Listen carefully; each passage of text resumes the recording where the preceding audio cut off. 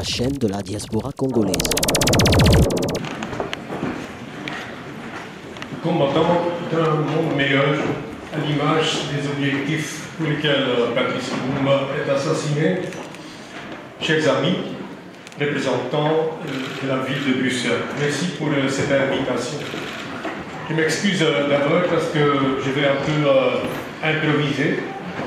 Ça a à voir naturellement avec le fait que cette invitation, pour moi, cette invitation finale est arrivée un peu tardive.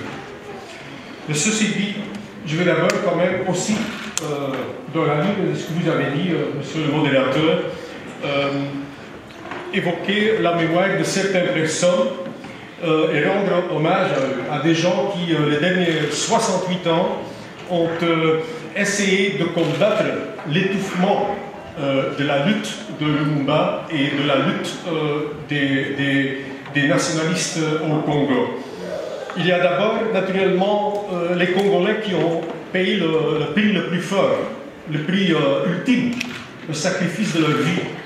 Il y a des dizaines de milliers de Congolais qui ont été assassinés dans la période de 61, à partir de l'assassinat de Lumumba en Polo et Quito, jusqu'à 65, jusqu'au moment où Mobutu a pu prendre le pouvoir.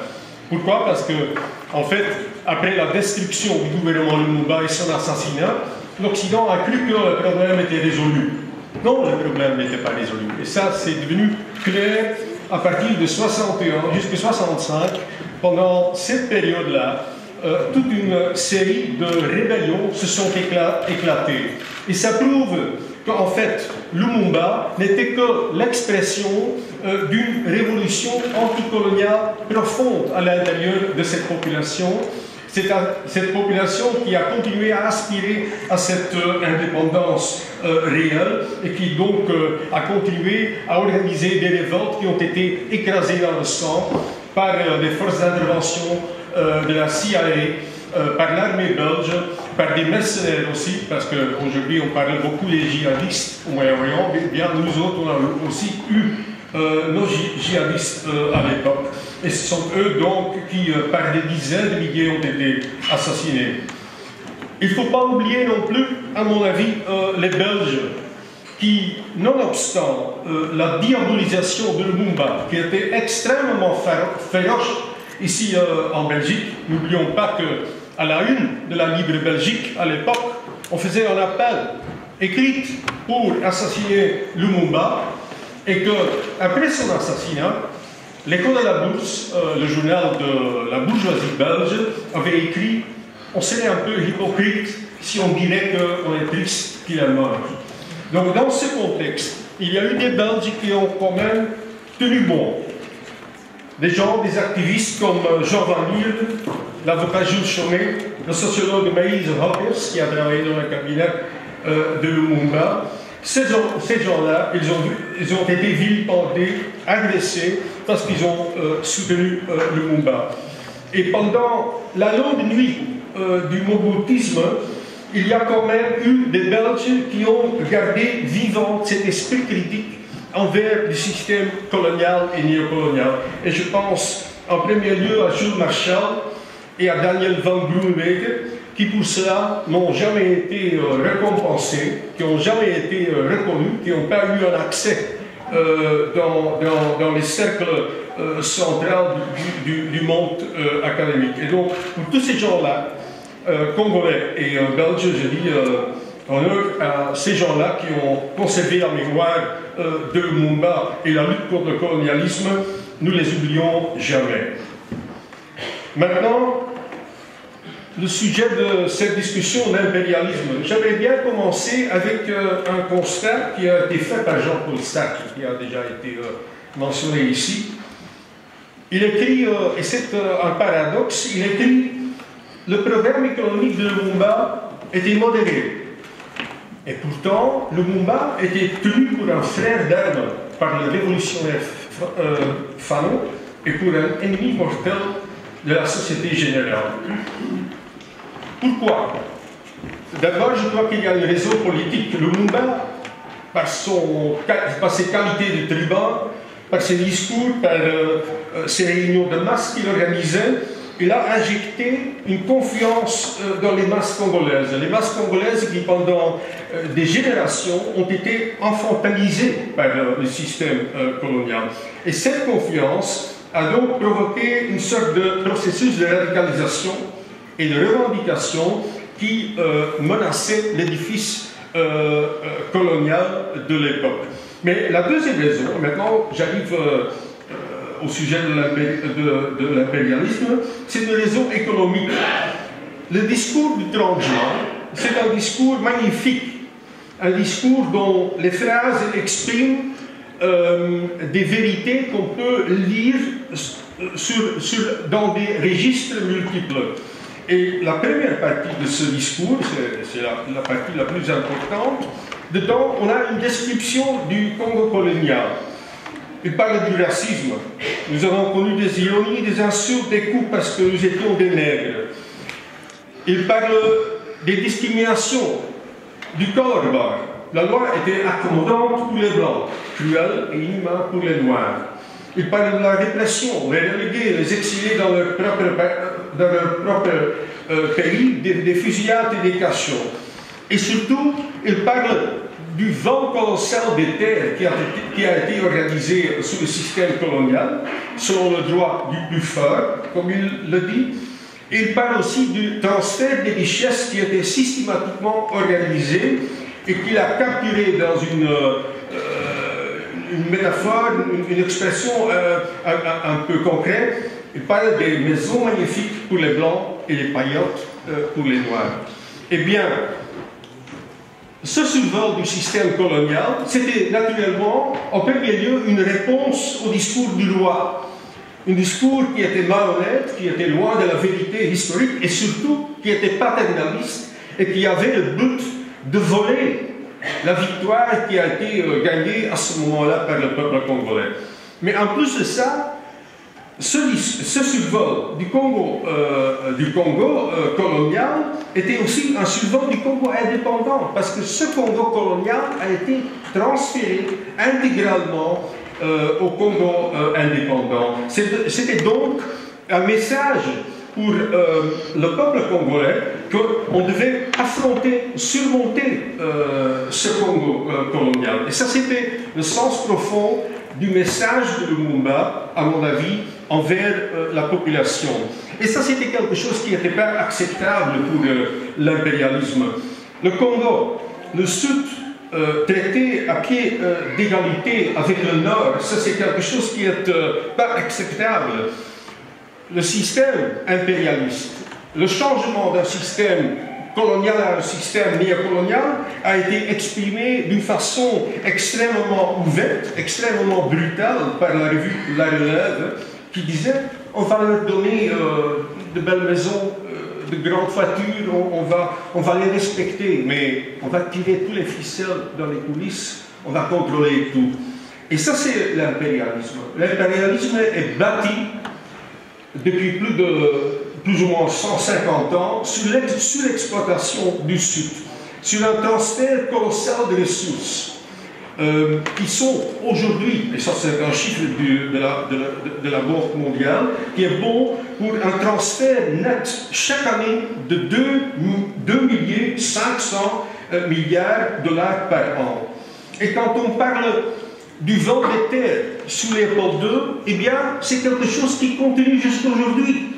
Jusqu'aujourd'hui, de nouveau un chiffre de la Banque mondiale, chaque année, il y a des terres dans le Sud qui sont accaparées par les grandes conglomérats de l'agro-industrie pour une surface qui sont égales à 6 fois la surface de la Belgique. Chaque année, on fait ce transfert. Ça, c'est vraiment ce qu'on peut appeler un impérialisme écologique. Et donc, ces idées de Lumumba, qui en soi sont raisonnables, qui sont très modérées, qui ne sont pas communistes, comme il a été décrit ici dans la presse et qui a été stimulé par le gouvernement belge, cette idée d'avoir des relations équitables, d'avoir des relations mutuellement bénéfiques avec des autres pays, avec une absence sur le développement d'une économie nationale, ça c'était pas acceptable pour l'impérialisme, ni en 1960, ni aujourd'hui. Et donc je crois que c'est bien démontré par les cimetières politiques qu'on constate en Afrique. Ce n'est pas Lumumba qui était le problème, ce n'est pas les erreurs de Lumumba, non. À travers les 5-6 décennies récentes, tous les dirigeants africains qui ont essayé de briser avec cette opération impérialiste ont été éliminés. Éliminés politiquement, ils ont été renversés par des coups, ils ont été mis en exil ou ils ont été assassinés. La Lumumba, on a aussi Rwagasore, le premier ministre burundais. Ce sera mon prochain livre. C'est des copy-paste de ce qui s'est passé avec Lumumba. On a Amilcar Cabral, on a Ben Bella, on a Mandela, qu'on a mis en prison, on a Ben Barka, on a Nkrumah, on a Sankara, et ainsi de suite. Et donc, c'est très important de comprendre ça, que cet impérialisme est toujours en marche et que la lutte de Lumumba et les leçons à tirer de sa lutte, ce sont des leçons qui sont extrêmement précieuses pour la lutte d'aujourd'hui. Maintenant, le deuxième aspect du thème de cette conférence, ce sont les non-dits. Eh bien, je commence de nouveau avec ce système d'oppression et d'exploitation internationale organisé par l'économie impérialiste, qui n'est pas morte, qui est vivante. Il faut comprendre ce système pour comprendre et pour trouver une réponse à la question comment c'est possible, pourquoi on a cet acharnement de l'élite et de l'establishment, pas seulement belge, mais aussi dans les autres pays occidentaux, pour escamoter, pas parler, pas rendre concret les pages noires dans l'histoire des relations entre la Belgique et l'Afrique centrale. Comment c'est possible qu'aucune des conclusions de la commission Lumumba ont été mises en pratique? Fonds Lumumba, on n'a pas instauré.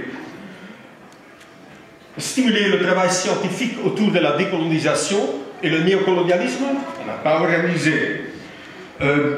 Des dédommagements pour la famille Lumumba, vu la responsabilité de la Belgique dans son assassinat, pas donné. Pourquoi? Après cette commission Lumumba, en 2005, on a organisé au musée de Tervuren l'exposition La mémoire du Congo, où des centaines de milliers de Belges ont visité, où on a présenté Lumumba comme le responsable du chaos au pays, et on a présenté le coup d'État de Mobutu comme quelque chose qui était bénéfique pour le pays. Comment c'est possible qu'en 2009, 20 académiciens, sous la direction de Vincent Dujardin, de l'UCL, ont écrit un livre sur Léopold II, qui était un livre qui a des aspects révisionnistes extrêmement extrêmes. Pourquoi en 2010, 50e anniversaire de l'indépendance du Congo, le ministère des Affaires étrangères a mis pression sur 3 festivals de films, à Namur, à Bruxelles et à Louvain, pour ne pas montrer le film Lumumba de mon ami Raoul Peck. Eh bien, comment tout ça c'est possible? Eh bien, je crois qu'il y a une raison centrale, c'est que l'élite belge, la classe politique et son personnel politique et aussi sa diplomatie, ils veulent absolument garder leurs mains libres pour intervenir dans le monde. Aujourd'hui, ces interventions sont présentées d'une façon un peu plus subtile qu'à l'époque. On utilise des mots et des motivations humanitaires, et dans ce cadre-là, parler de ses propres crimes, ça limite le marge de manœuvre. Et ça explique donc, à mon avis, cette passivité coupable des élites. Maintenant, pour conclure, un élément de cette passivité qui est hautement symbolique. Comment c'est possible qu'après 2 ans que j'ai introduit une plainte chez la justice pour que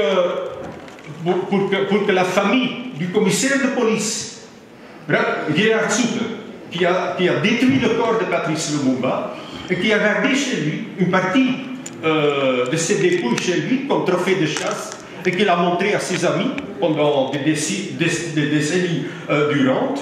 Et après que j'ai introduit cette plainte, et après que j'ai menacé d'aller à la presse et d'en faire un grand scandale, que le procureur a ordonné une perquisition et qu'on a donc confisqué ces restes sont toujours au palais de justice, ici à 1 kilomètre.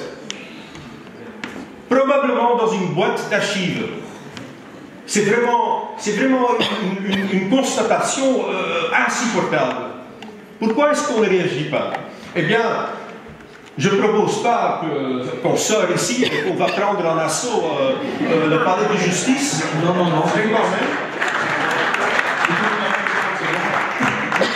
Je crois que c'est important qu'on va libérer Lumumba et que les responsables des différentes associations qui ont obtenu ce grand succès qu'on va instaurer cette place, qu'il faut libérer Lumumba, qu'il faut le ramener à son pays natal et qu'il prend sa place dans un lieu, si possible, de réflexion et de débat qui peut inspirer le peuple congolais et qui peut aider ce peuple à renouer avec le fil tissé par Lumumba et qui a été brutalement cassé le 17 janvier 1961. Merci.